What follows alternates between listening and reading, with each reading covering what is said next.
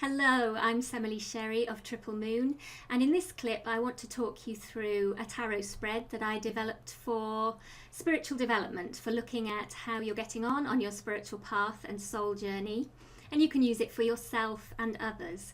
Now, I've already written a blog post about this spread, which you can see behind me.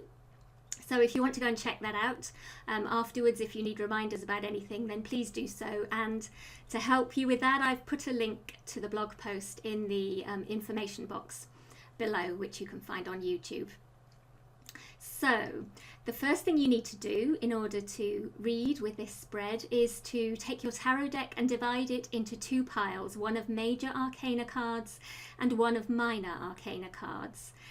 And then you want to choose the major arcana card that most accurately represents where you feel you are now on your spiritual journey. What is the major lesson that you're working on at this time? Now, you may very well be incredibly aware of that, and you'll know straight away which major arcana card represents you. And in that case, just go ahead and take the card out and place it in front of you. If, on the other hand, you're not sure which card represents the point you're on your spiritual path, maybe there's a lot going on with you and it could perhaps be one of several, then I suggest that you shuffle the major arcana cards and choose a card blind, as you would normally when you're doing readings. There's a third option as well. If you like, you can go to my website, and I've written a whole series of blog articles on the major arcana cards and how they represent spiritual development and your soul journey.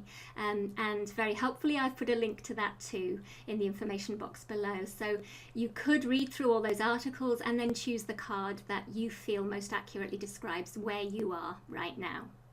But whichever way you choose, whichever method you use, once you've got your major arcana card, you can place that in front of you. And then if I scroll down here, what you want to do then is shuffle the minor arcana cards. Shuffle the minor arcana cards, and then you're going to lay out 5 cards from this pile in the pyramid shape shown below. So the first 2 layers of the pyramid.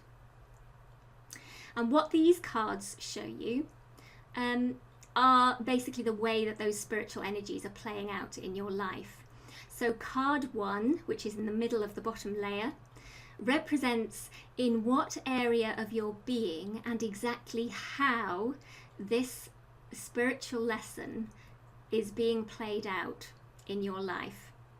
So if you have a Cups card here, that would indicate that you're learning through mastery of your emotions and your relationships.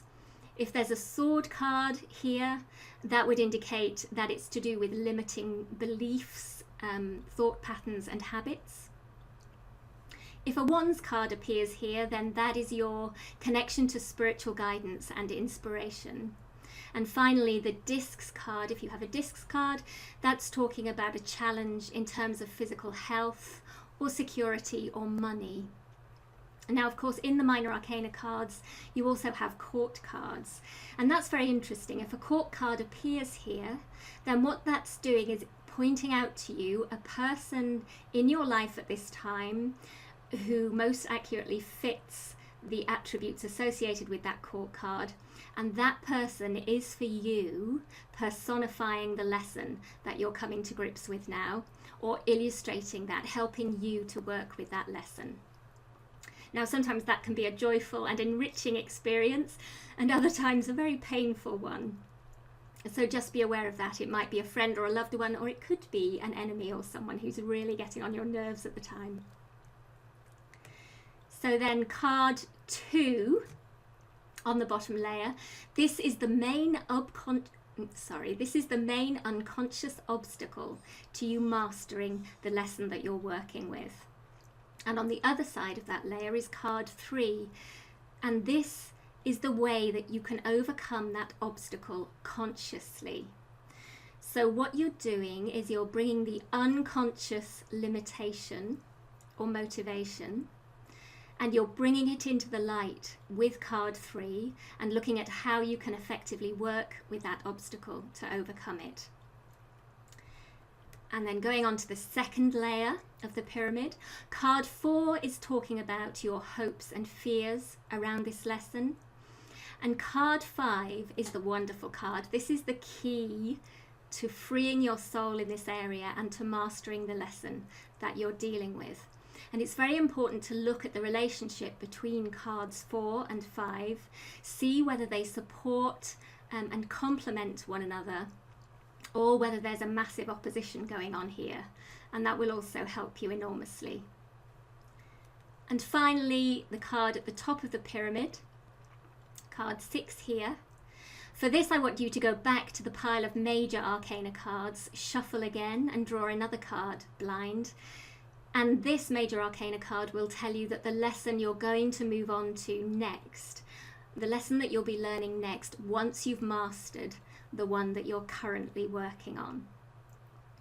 So that's it. I hope you can use the spread for yourself and others, and that you really enjoy doing so. And if you'd like me to read for you, it would be my absolute honour and pleasure. And there's a link in the box below too, so you can go to my readings page and order a reading if you like.